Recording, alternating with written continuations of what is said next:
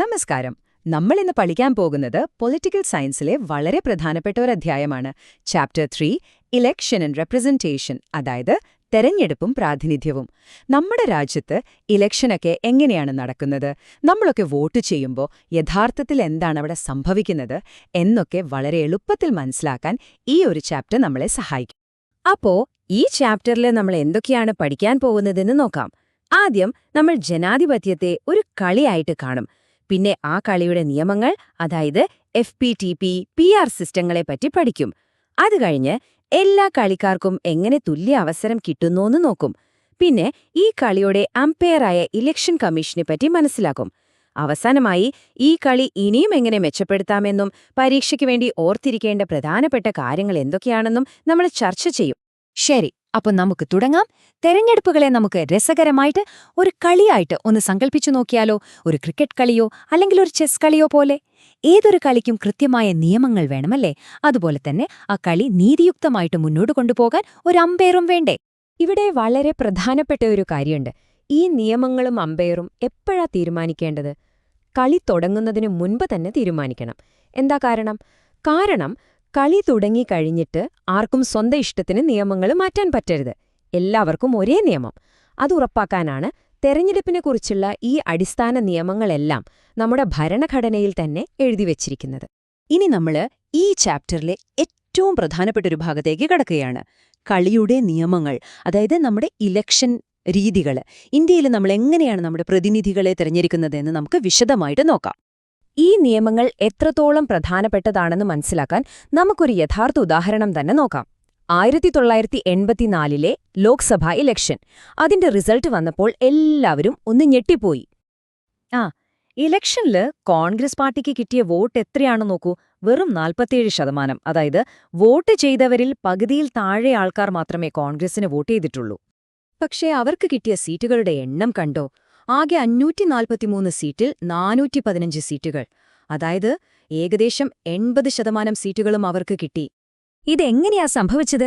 വെറും 48% വോട്ട് കിട്ടിയ ഒരു പാർട്ടിക്ക് എങ്ങനെ 80% സീറ്റ് നേടാൻ പറ്റി?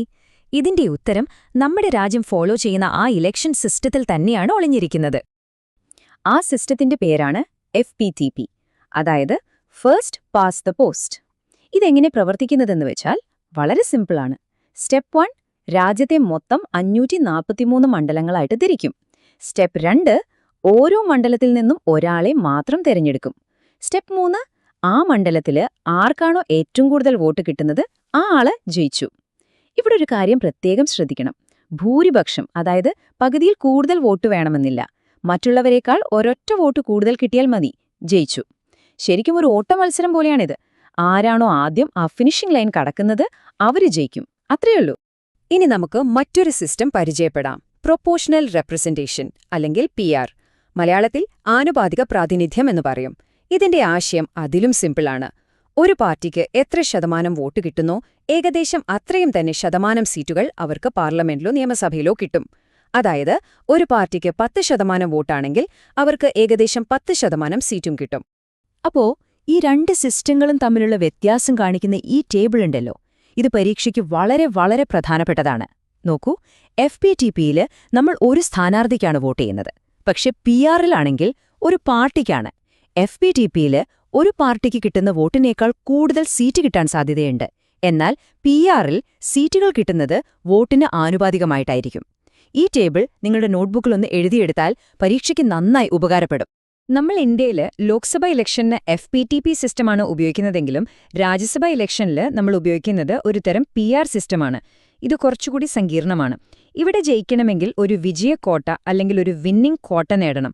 അതായത് ഒരു സ്ഥാനാർത്ഥിക്ക് ജയിക്കാൻ ആവശ്യമായ ഏറ്റവും കുറഞ്ഞ വോട്ടുകൾ എത്രയാണെന്ന് കണ്ടുപിടിക്കാൻ ഒരു പ്രത്യേക ഫോർമുല തന്നെയുണ്ട്. നമുക്ക് ആ ഫോർമുല ഒന്ന് നോക്കാം. ടെക്സ്റ്റ് ബുക്കിലെ ഉദാഹരണം വെച്ച് ഇത് വളരെ എളുപ്പത്തിൽ മനസ്സിലാക്കാം. രാജസ്ഥാനിൽ 200 MLA ഉണ്ടെന്ന് വിചാരിക്കുക. അവിടെ നിന്ന് 4 രാജ്യസഭാ അംഗങ്ങളെയാണ് തിരഞ്ഞെടുക്കേണ്ടത്. അപ്പോൾ നമ്മുടെ ഫോർമുല അനുസരിച്ച് ആകെ വോട്ടായ 200ന് തിരഞ്ഞെടുക്കേണ്ട സ്ഥാനാർത്ഥികളുടെ എണ്ണമായ 4നോട് 1 കൂട്ടണം. അപ്പോൾ 5 കിട്ടും, അല്ലേ? ഇനി 200നെ 5 കൊണ്ട് ഹരിക്കണം. അപ്പോൾ നമുക്ക് 40 കിട്ടും. കഴിഞ്ഞില്ല. അവസാനമായി ആ കിട്ടിയ 40നോട് 1 കൂടി കൂട്ടണം. അപ്പോൾ 41. ഇതാണ് വിജയക്കോട്ട. അതായത് രാജസ്ഥാനിൽ ഒരു സ്ഥാനാർത്ഥിക്ക് രാജ്യസഭയിലേക്ക് ജയിക്കാൻ കുറഞ്ഞത് 41 MLA-മാരുടെ വോട്ട് വേണം. സിമ്പിൾ അല്ലേ? ഓക്കെ, അപ്പൊ നമുക്ക് കളിയുടെ നിയമങ്ങൾ ഏകദേശം മനസ്സിലായി. ഇനി നമുക്ക് കളിക്കാരെ പറ്റി സംസാരിക്കാം. അതായത് എല്ലാ വിഭാഗം ആളുകൾക്കും, പ്രത്യേകിച്ച് സമൂഹത്തിലെ ചെറിയ ഗ്രൂപ്പുകൾക്ക് എങ്ങനെയാണ് ഈ കളിയിൽ ന്യായമായ അവസരം കിട്ടുന്നതെന്ന് നോക്കാം. നമ്മുടെ ഭരണഘടനാ നിർമ്മാതാക്കളുടെ മുന്നിൽ 2 ഓപ്ഷനുകളുണ്ടായിരുന്നു. ഒന്നാമത്തേത് സെപ്പറേറ്റ് ഇലക്ടറേറ്റ്സ്, അതായത് ഒരു മുസ്ലിം സ്ഥാനാർത്ഥിക്ക് മുസ്ലിംകൾ മാത്രം വോട്ട് ചെയ്യുക, ഒരു ക്രിസ്ത്യൻ സ്ഥാനാർത്ഥിക്ക് ക്രിസ്ത്യാനികൾ മാത്രം വോട്ട് ചെയ്യുക. ഇത് രാജ്യത്തെ മതത്തിന്റെ പേരിൽ വിഭജിക്കുമെന്ന് അവർക്ക് തോന്നി. അതുകൊണ്ടവർ ആ ഐഡിയ വേണ്ടെന്ന് വെച്ചു. പകരം അവർ തെരഞ്ഞെടുത്തതാണ് റിസർവ്ഡ് കോൺസ്റ്റിറ്റ്യുവൻസീസ്, അതായത് സംവരണ മണ്ഡലങ്ങൾ. ഇവിടെ എന്താ സംഭവിക്കുന്നതെന്ന് വെച്ചാൽ മണ്ഡലത്തിലെ എല്ലാ മതക്കാരും ജാതിക്കാരും വോട്ട് ചെയ്യും. പക്ഷേ മത്സരിക്കുന്ന സ്ഥാനാർത്ഥി നിർബന്ധമായും ഒരു പട്ടികജാതി പട്ടികവർഗത്തിൽപ്പെട്ട ആളായിരിക്കണം. ഇതുകൊണ്ട് പ്രാതിനിധ്യം ഉറപ്പാക്കാനും പറ്റി, രാജ്യത്തിന്റെ ഐക്യം നിലനിർത്താനും പറ്റി. ഈ വിഷയത്തില് ഭരണഘടനാ നിർമ്മായ സഭയിലെ ഒരു അംഗമായിരുന്ന തജമുൽ ഹുസൈൻ പറഞ്ഞ വാക്കുകൾ നമ്മൾ ഓർത്തിരിക്കേണ്ടതാണ്. അദ്ദേഹം പറഞ്ഞതിങ്ങനെയാണ്: ഈ പ്രത്യേക നിയോജക മണ്ഡലങ്ങൾ ഇന്ത്യയ്ക്കൊരു ശാപമാണ്. ഞങ്ങൾക്ക്, അതായത് മുസ്ലിംകൾക്ക്, ഈ രാഷ്ട്രത്തിൽ ഒന്നായി ലയിച്ചാൽ മതി. സ്വന്തം സമുദായത്ത് നിന്ന് തന്നെയുള്ള ഇത്രയും ശക്തമായ ഒരു എതിർപ്പ്, ആ സെപ്പറേറ്റ് ഇലക്ടറേറ്റ് എന്ന ആശയം എത്രത്തോളം അപകടകരമാണെന്ന് അക്കാലത്തെ നേതാക്കൾ തിരിച്ചറിഞ്ഞിരുന്നു എന്നതിന്റെ തെളിവാണ്. അപ്പം നമ്മൾ നിയമങ്ങളെപ്പറ്റി സംസാരിച്ചു, കളിക്കാരെപ്പറ്റിയും സംസാരിച്ചു. ഇനി ആരാണ് ബാക്കിയുള്ളത്? അതെ, കളത്തിലെ നിഷ്പക്ഷനായ അമ്പയർ. നമ്മുടെ ജനാധിപത്യം എന്ന കളിയുടെ അമ്പയറാണ് ഇന്ത്യൻ തിരഞ്ഞെടുപ്പ് കമ്മീഷൻ. ഭരണഘടന തന്നെ രൂപം നൽകിയ ഒരു സ്വതന്ത്ര സ്ഥാപനമാണിത്. തിരഞ്ഞെടുപ്പ് കമ്മീഷന്റെ അധികാരങ്ങൾ വളരെ വലുതാണ്. വോട്ടർ പട്ടിക തയ്യാറാക്കുന്നതും തിരഞ്ഞെടുപ്പ് എപ്പോൾ നടത്തണമെന്ന് തീരുമാനിക്കുന്നതും അവരാണ്. തിരഞ്ഞെടുപ്പ് പ്രഖ്യാപിച്ചു കഴിഞ്ഞാൽ പെരുമാറ്റച്ചട്ടം നടപ്പിലാക്കി സർക്കാരിനെ വരെ നിയന്ത്രിക്കാൻ അവർക്ക് കഴിയും. എന്തെങ്കിലും പ്രശ്നങ്ങളുണ്ടെങ്കിൽ ഇലക്ഷൻ മാറ്റിവെക്കാനോ റദ്ദാക്കാനോ ഉള്ള അധികാരവും അവർക്കുണ്ട്. രാഷ്ട്രീയ പാർട്ടികൾക്ക് അംഗീകാരം കൊടുക്കുന്നതും ചിഹ്നം കൊടുക്കുന്നതുമൊക്കെ ഇലക്ഷൻ കമ്മീഷനാണ്. ഈ അധികാരങ്ങളെല്ലാം അവരെ നമ്മുടെ ജനാധിപത്യത്തിന്റെ ശക്തരായ കാവൽക്കാരായി മാറ്റുന്നു. ഒരു സിസ്റ്റവും പെർഫെക്റ്റ് അല്ലല്ലോ, അല്ലേ? നമ്മുടെ തിരഞ്ഞെടുപ്പ് രീതി കൂടുതൽ മികച്ചതും നീതിയുക്തവുമാക്കാൻ എപ്പോഴും ചർച്ചകൾ നടക്കാറുണ്ട്. ഇതിനെയാണ് നമ്മൾ ഇലക്ട്രൽ റിഫോംസ് അഥവാ തിരഞ്ഞെടുപ്പ് പരിഷ്കാരങ്ങൾ എന്ന് പറയുന്നത്.